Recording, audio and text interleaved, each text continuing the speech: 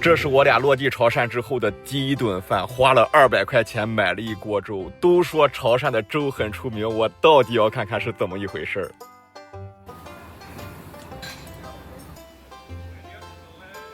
这个粥店的隔壁居然是一个卖炸蚝了的店。我听说炸蚝了和海鲜砂锅粥是潮汕地区家喻户晓的2个吃的，这下可真让我俩给掏上了。炸蚝了，我看了一下，就是把生蚝蘸面粉加葱花放在油锅里炸。其实青岛也很盛产生蚝，但我从来没有见有人这么做过。它外面的面糊很像咱们在家里做那个煎鱼，煎的外面那个糊特别香的那个面糊味儿，然后里面的话就是很鲜的那种海蛎子，咱们那叫海蛎子味儿，哇，太好吃了。这个炸蚝了真的是非常好吃。原本生蚝它本身只有一股鲜味，但是蘸了面糊炸过之后呢，它的焦香味就占据了主导。面糊的焦香味再加上生蚝的鲜味，再蘸上鱼露的咸味，这个味道真的是太顶级了。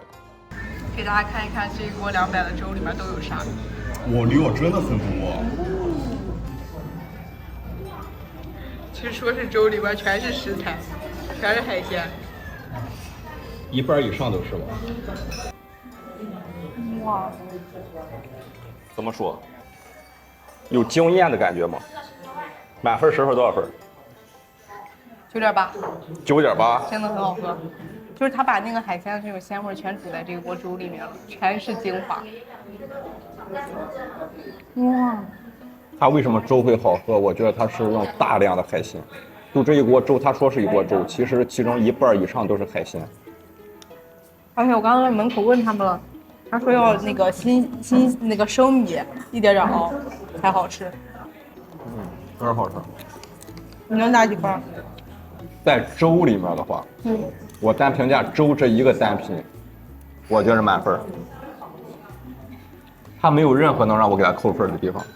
这个海鲜粥我刚刚看了全部的制作过程，它没有加任何的调味料，但是这个汤你是能喝出来鲜甜味的，而且甜味非常的重。那这股甜味是怎么来的呢？我用最直接最直白的方式告诉大家，这股甜味来自于氨基酸。生米现煮再加上虾蟹的话，它们可以释放大量的谷氨酸，谷氨酸就是味精的制作原料。然后虾蟹里面还有很多的甘氨酸和丙氨酸，为这锅粥提供甜味。所以说这个粥里面没有放任何的调味料，最后你喝到的味道就是鲜甜味的，真的太好喝了。我贴了一个大桶上，写了一个自助茶水，然后给接了一杯，我感觉像凉茶呢。我怎么感觉像可乐呢？是热的。反正怎么说呢，看起来不是很妙的样子。你先喝吧。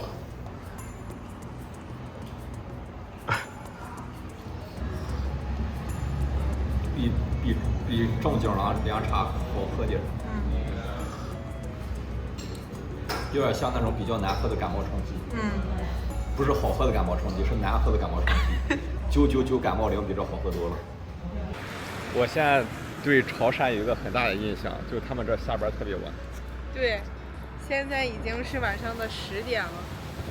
然后理发店、洗车店、卖茶叶的店，各种店都还没下班。服装店都开着门。服装店都还开着门。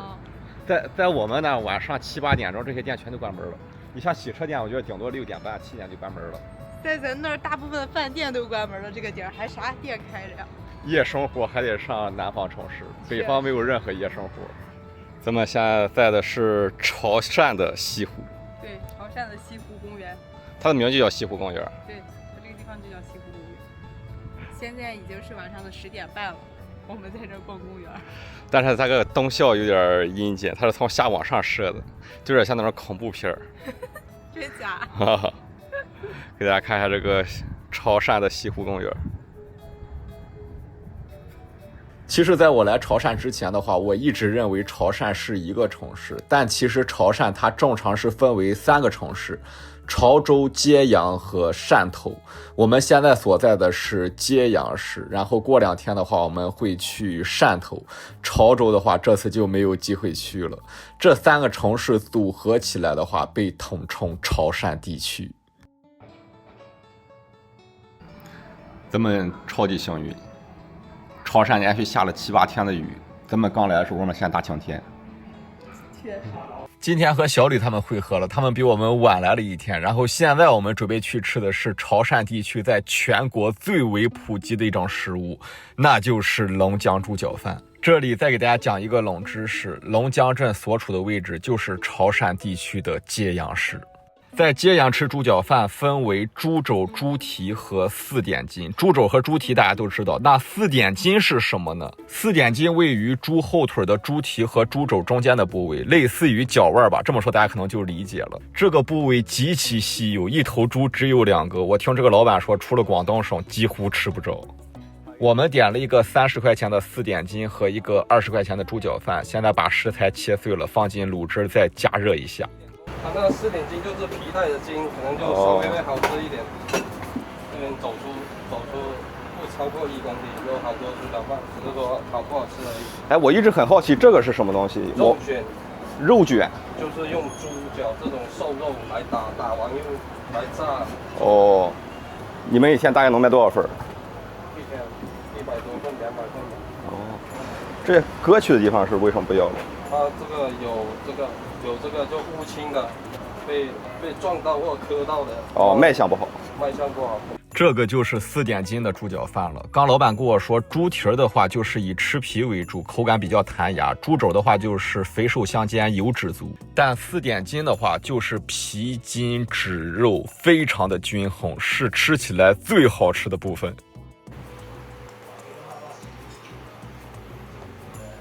我觉得他们这做的比较的细致，咱们那做猪脚饭做的很糊弄，下面的瘦肉很入味儿，上面的皮很软烂，然后整体猪嘴的话非常香，还有这个大肉卷的话也是精髓，这个也特别好吃。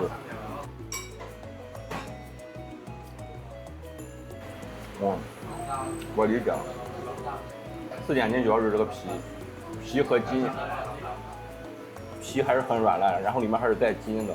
4点筋这个部位真的有点东西，它竟然是软烂和有嚼劲并存的一种感觉，而且胶质感非常的强，在嘴里还有点粘嘴，但是你完全感觉不到腻，这就是这个部位的魅力。可惜回了山东就几乎吃不着了，因为我们那根本就没有4点筋。从来没吃过猪脚饭。你从来没吃过猪脚饭？我只吃过猪血，没吃过猪脚饭。那你这起点有点高了。起点有点高了。我们现在又来喝潮汕独特的奶茶店了，英哥魂。感觉这个名也只能在潮汕卖了。感觉除了潮汕没会这个名没人买。为什么？因为英哥是潮汕的一种民族特色。好火呀！我的这个是什么？你的是橄榄油干，我这个是小怪王。普宁油干、揭阳油干，就这个区别呗。不是，你这是揭阳橄榄油干。啊，你这普宁油干。油干王。这个更酸，然后回甘更重。这个好喝，我觉得。但这个你持续喝的话，你嘴里会有股苦涩感。就持续喝。但是之后的回甘就超级重，非常甜，非常甜的回甘，整个嘴都甜了。这个好喝，这夏天喝一杯太爽了。但我觉得这在北方可能冬天就不大好卖了。这个奶茶店卖的好的饮料都跟油甘和橄榄有关系。他家最好喝的，我觉得是一个叫黄皮油甘的饮料，它的酸甜味恰到好处，不会让你觉着酸，也不会让你觉着腻。然后喝完了之后还有很重的回甘，夏天喝真的太清爽了。哦，这个树都长进这个楼里了。对，这可以拍张照。现在这个照片就叫生命力。我们现在来的这个地方算是一个新晋景点。今天是一个工作日的下午3点钟，现在的气温可是有36度，这里还是有不少人在这拍照。大家知道这是什么地方吗？这里其实是最近一个超级火的电影《给阿妈的情书》的取景地之一，最后木生登着3轮结束的地方就是在这个位置。这应该是后面又给喷了一个给阿妈的情书。哦，你热不热？我热呀，怎么可能不热？有点感受到广东的正午的威力了。确实。之前人家都说北方没有夜生活，都是认为北方太冷了。但是从来没有人说就是南方夜生活这么丰富，是因为白天太热了。广东就是晴天的时候，在下午2点3点钟，我觉着本地人应该都不会出门的，除非有什么真的要紧的事。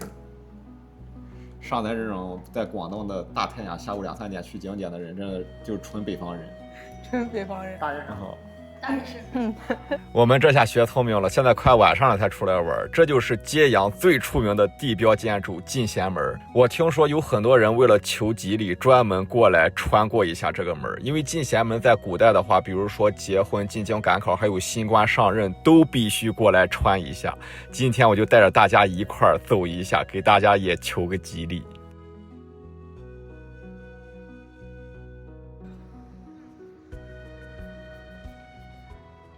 我们现在到的是揭阳古城的城隍庙，在潮汕地区的城隍庙，你会看到一个很有地区特色的技艺，这个东西就叫做嵌瓷，它是把瓷片敲碎，一点点组成的图案，特别的精美。听说这种方式的话，就可以长久的保存，然后也不掉颜色，比较适合像南方比较湿热的地区。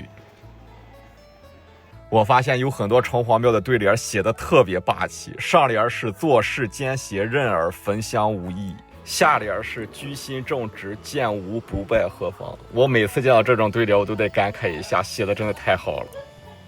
揭阳还有一种比较奇特的建筑，叫做骑楼，它的1楼会往里面缩进去一部分，然后下雨的话淋不到，2楼像骑在上面一样，它就叫做骑楼。说到骑楼，那就不得不提汕头了。汕头的小公园片区是中国现存最大的骑楼建筑群。然后我们在汕头其实待的时间比在揭阳是要多的，但是素材实在是太多了，根本剪不完，只能让老板娘去更新一期了。到时候她的视频我可能会转发一下，或者搞一个联合投稿，大家可以关注一下。那么这一期我们广东潮汕揭阳的番外篇就到这里结束了。如果大家想看汕头篇的话，就给这期视频投币吧。为了治一下老板娘的拖延症，如果这一期视频投币能满2万的话，我就让老板娘在12天之内把汕头篇给更新出来。